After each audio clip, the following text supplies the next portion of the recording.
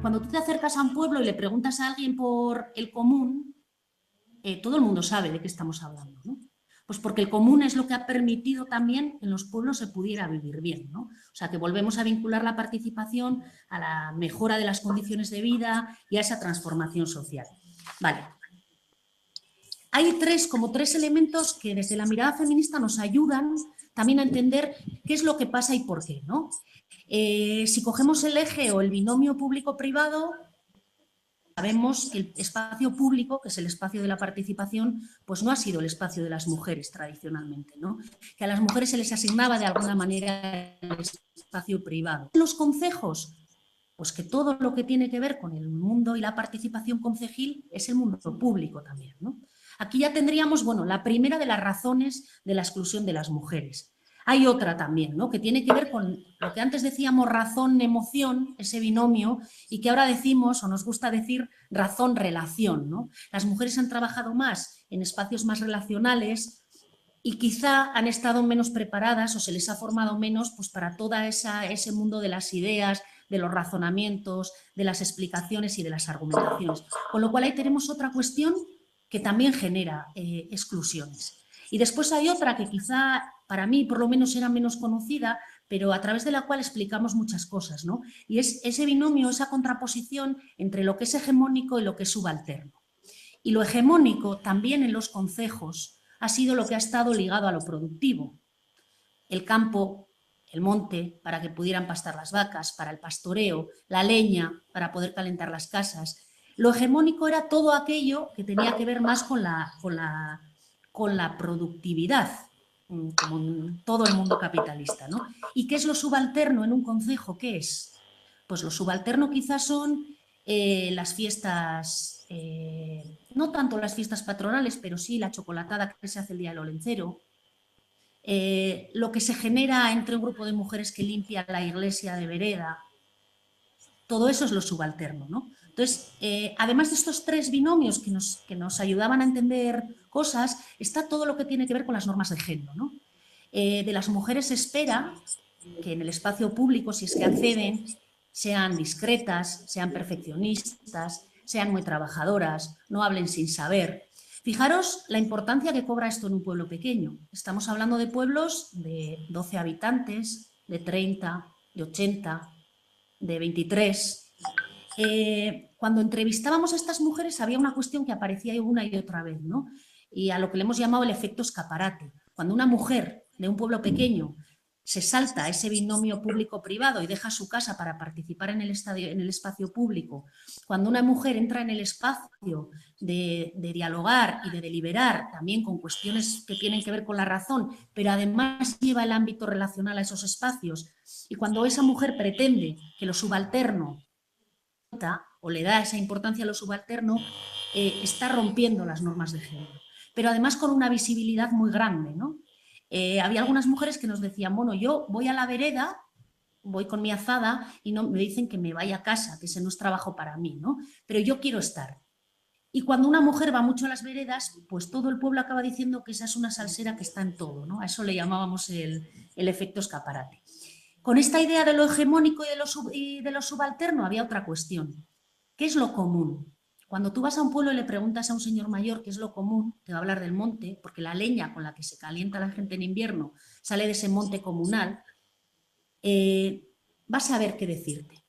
Pero claro, ¿quién define qué es lo común, ¿no? Esto es una cosa que yo creo que tiene un reflejo directo en el día a día de los concejos y en el día a día de la participación.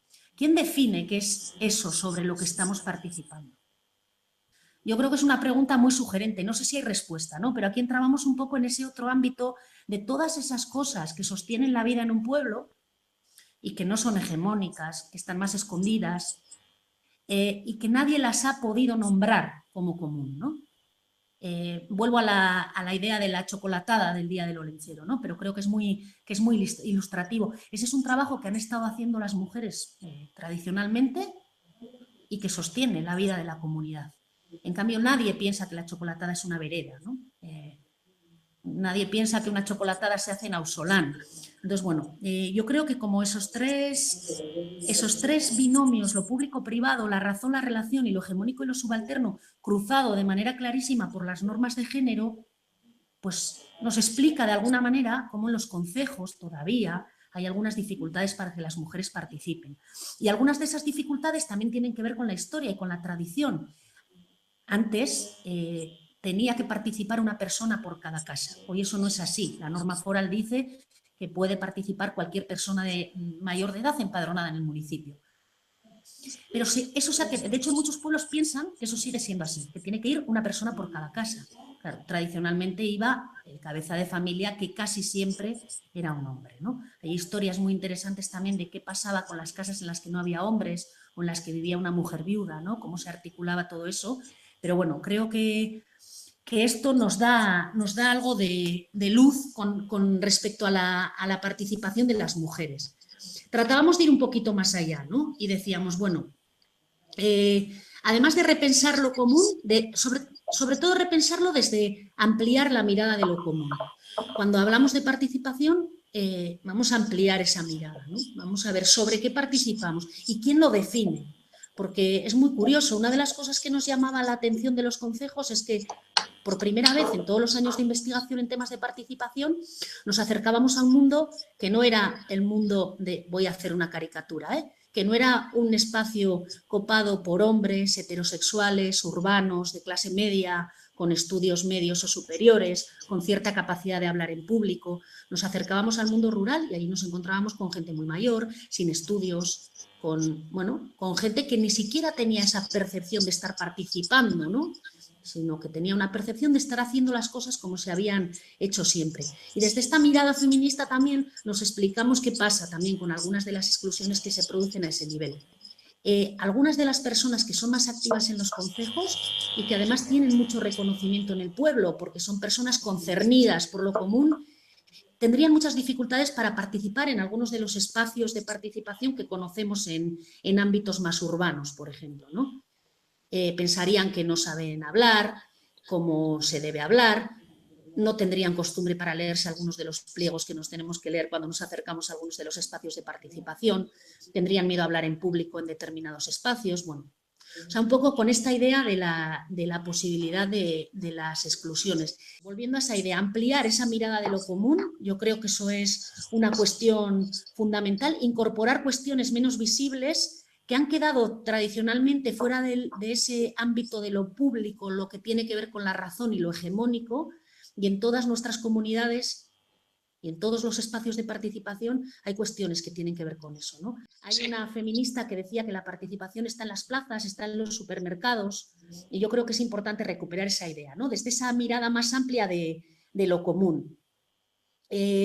Después, pues eso, revisar algunos de los mecanismos que son inherentes a los concejos, ¿no? Que son principalmente las asambleas y las veredas, desde ese reconocimiento también al trabajo de las mujeres y ver qué tipo de medidas se pueden implementar ahí para que de verdad avancemos hacia modelos de participación más inclusivos. Y luego otra cuestión que yo creo que abunda en la mejora y que esto es una muestra de ello, pues es bueno, pues seguir hablando, ¿no? Seguir sentándonos, compartiendo experiencias, porque desde la perspectiva también del trabajo municipal, bueno, pues yo creo que los concejos tienen elementos que son muy, muy interesantes y de los que seguro que algo podemos aprender, ¿no?